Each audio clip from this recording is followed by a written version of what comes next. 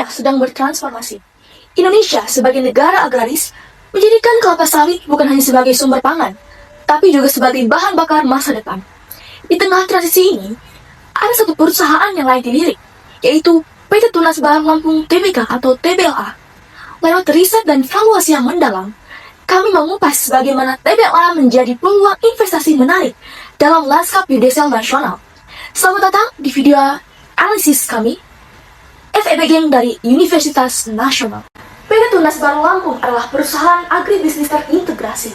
Artinya, mereka mengelola bisnis dari hulu ke hilir. Terdapat 5 lini utama, yaitu pertama, perkebunan dan pengelolaan sawit. Yang kedua, penyulingan dan produk konsumsi. Yang ketiga, industri gula. Yang keempat, energi terbarukan atau biodiesel. Yang kelima, ekspor dan pasar global. Bagian ini menunjukkan bahwa saham perusahaan paling banyak dimiliki oleh masyarakat non-warga sebesar 40,47%, disusul oleh PT Budi Delta Swakarya sebesar 32,77% dan PT Sungai Budi sebesar 26,56%. Sementara itu, masyarakat warga hanya memiliki sebagian kecil saham sebesar 0,20%. Artinya, sebagian besar saham diikuti oleh publik dan 2 perusahaan besar. Ini menunjukkan kombinasi antara kepemilikan publik dan institusi. Harga minyak dunia sempat turun tajam pada tahun 2023 akibat tekanan global. Nilainya kembali pada tahun 2024 mendekati 95 US dollar per barel. Di sisi lain, penyaluran biodiesel di Indonesia justru meningkat stabil dari tahun 2022 hingga tahun 2024, mencerminkan dorongan kuat pemerintah terhadap energi terbarukan melalui program B35. Tren ini memperkuat posisi strategis PT Tunas Bahan Lampung Tbk sebagai pemain utama dalam rantai pasok biodiesel, sekaligus menegaskan potensi pertumbuhan TBLA seiring meningkatnya permintaan domestik dan arah kebijakan energi nasional yang berorientasi pada hilirisasi sawit. PT Tunas Bahan Lampung Tbk terus memperkuat posisinya di industri kelapa sawit nasional dengan mengembangkan lini bisnis hilir seperti minyak goreng, margarin, dan biodiesel.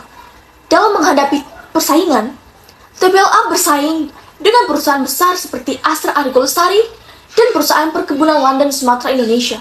PT Tunas Bahan Lampung unggul dari sisi enterprise value, namun perusahaan ini belum menjadi yang terbaik secara fundamental keuangan dibandingkan dengan PT Astra Argo Lestari Tbk yang unggul di hampir semua aspek. TBLA masih tertinggal dalam hal profitabilitas, efisiensi operasional, dan likuiditas. Laba bersihnya pun lebih rendah, tren menurun, dan rasio keuangan kurang stabil. Oleh karena itu, TBLA lebih tepat dikategorikan sebagai emiten dengan potensi jangka panjang, bukan sebagai pilihan utama dalam jangka pendek. Sebagai emiten dengan kinerja menarik tahun ini, PT Tunas Bahan Lampung Tbk menunjukkan perkembangan signifikan dalam beberapa aspek fundamental. Yang pertama dari sisi likuiditas, TBLA mencatat peningkatan positif, rasio kas naik 20 basis poin menjadi 1,18 kali, sementara kurang rasio menjadi 1,79 kali di tahun 2024. Artinya, kemampuan memenuhi kewajiban jangka pendek semakin membaik, meskipun rasio kas masih perlu ditingkatkan untuk menyamai standar industri di kisaran 1,5 kali. Yang kedua, mengenai struktur modal, terjadi peningkatan leverage yang cukup tajam. DER naik dari 1,17 kali menjadi 2,29 kali. Ini menunjukkan strategi ekspansi yang agresif melalui pembiayaan utang. Perlu menjadi catatan, kenaikan leverage harus diimbangi dengan pertumbuhan pendapatan yang memadai. Rasio profitabilitas. Perusahaan ini menunjukkan penurunan margin laba kotor dan laba operasi dari tahun 2023 ke tahun 2024. Namun berhasil menjaga net profit margin tetap stabil di 4%. Secara keseluruhan kinerja profitabilitas TBLA masih tertinggal dibandingkan ALI dan juga LSIP, terutama karena margin yang lebih rendah. Namun stabilitas laba bersih dan return on equity yang tetap kompetitif menunjukkan potensi perbaikan efisiensi di depan, terutama bila ekspansi bisnis mampu menghasilkan sinergi positif terhadap profitabilitas. Tren tersebut selaras dengan pencapaian EBITDA yang masing-masing emiten. Meskipun TBLA mencatat penurunan margin laba, EBITDA-nya justru meningkat dari sekitar 2,8 triliun menjadi 3 triliun. Ini menandakan bahwa kemampuan menghasilkan kas dan operasi tetap terjaga. Dalam valuasi, kami menggunakan pendekatan PBV dengan membandingkan perusahaan sejenis yang terdaftar di Bursa Efek dengan menggunakan perhitungan harga saham per 25 Juli dan BVPS untuk menghitung rata-rata PBV industri. Dengan begitu, kami dapat memperhitungkan harga wajar Tunas Baru Lampung.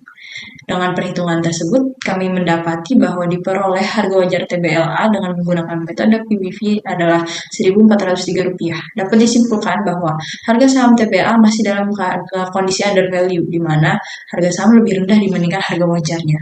Selanjutnya, price to earning ratio. Kami menggunakan pendekatan PER dan membandingkan perusahaan sejenis yang terdaftar di Bursa Efek dengan menggunakan perhitungan harga saham per 25 Juli 2025 dan menghitung rata-rata EPS industri. Berdasarkan perhitungan tersebut dapat diperoleh PER dari PT Tunas Baru Lampung adalah 3,66 kali. Dapat disimpulkan bahwa harga saham TBLA masih dalam keadaan undervalue karena PER TBLA 3,66 kali lebih kecil dibandingkan rata-rata per industri, yaitu 8,08 kali. Berdasarkan perhitungan discounted cash flow atau DCF, ketiga emiten menunjukkan profil valuasi yang berbeda. TBLA dan AALI berada dalam kategori undervalue dengan potensi kenaikan masing-masing 15% dan 10%, didorong oleh proyeksi pertumbuhan FCFF yang positif. Sementara itu LSIP justru ada overvalue 8% akibat pertumbuhan FCFF yang lebih rendah sekitar 5% dan kapasitas lebih di sektor sawit. Perbedaan ini juga tercermin dari WACC yang lebih tinggi untuk TBLA sekitar 14% dibandingkan AALIS yang 11% dan juga LSIP sekitar 10%. Ini menunjukkan risiko investasi yang lebih besar di TBLA. Nah, pada tingkat volatilitasnya, beta yang berbeda menjadi faktor kunci. TBLA dengan beta 1,3 lebih rentan terhadap gejolak pasar dibanding AALI dan LSIP. TBLA menawarkan potensi upside tertinggi namun dengan resiko lebih besar. Sementara itu, AALI cocok untuk yang mencari kestabilan dengan pertumbuhan moderat. LSIP perlu diwaspadai karena harga saat ini sudah melampaui nilai wajar. Penting untuk mempertimbangkan margin of safety dan juga memantau realisasi proyeksi pertumbuhan FCFF di lapangan triwulan mendatang. Dalam dunia investasi, proyeksi keuangan bukanlah ramalan pasti, maka kami menggunakan simulasi Monte Carlo untuk melihat bagaimana perubahan kecil dalam simulasi dapat berdampak besar pada nilai perusahaan. Kami mensimulasikan 1000 skenario dengan 3 variabel utama yang paling menentukan nilai TBLA. Yang pertama adalah free cash flow atau FCF tahun kelima. Diproyeksikan mengikuti distribusi normal dengan rata-rata 280 miliar dan standar deviasi 30 miliar rupiah. Yang kedua adalah weighted average cost of capital atau WACC menggunakan distribusi triangular berkisar antara 12% hingga 16%, merepresentasikan fluktuasi biaya modal akibat perubahan suku bunga dan struktur utang. Yang ketiga adalah growth rate mengikuti distribusi uniform dari 2,5% hingga 4%, mencerminkan ketidakpastian ekspansi laba perusahaan. Dari hasil simulasi, kami mendapatkan rata-rata terminal value tercatat sebesar 1.377 miliar dengan 78% skenario menunjukkan nilai terminal di atas 1.200 miliar yang kami gunakan sebagai ambang minimum kelayakan investasi. Sebaran data terdistribusi antara 1.100 hingga 1.680 miliar menunjukkan bahwa mayoritas hasil simulasi tetap berada dalam kisaran wajar dan realistis. Selain itu, grafik fan chart menunjukkan bahwa peningkatan WACC menyebabkan valuasi turun secara signifikan, menegaskan pentingnya pengelolaan struktur modal TBLA agar tetap efisien. Dengan demikian, simulasi ini memberikan validasi statistik bahwa valuasi saham TBLA tidak hanya menarik secara teoritis, tetapi juga tahan terhadap volatilitas dan ketidakpastian pasar. Dengan mempertimbangkan hasil valuasi dan uji ketahanan melalui simulasi, kami merekomendasikan buy saham TBLA. Harga pasar saham ini di angka Rp805 target jangka pendek atau DCF, dengan angka Rp950 dan target jangka panjang atau PBF dengan angka Rp1.403.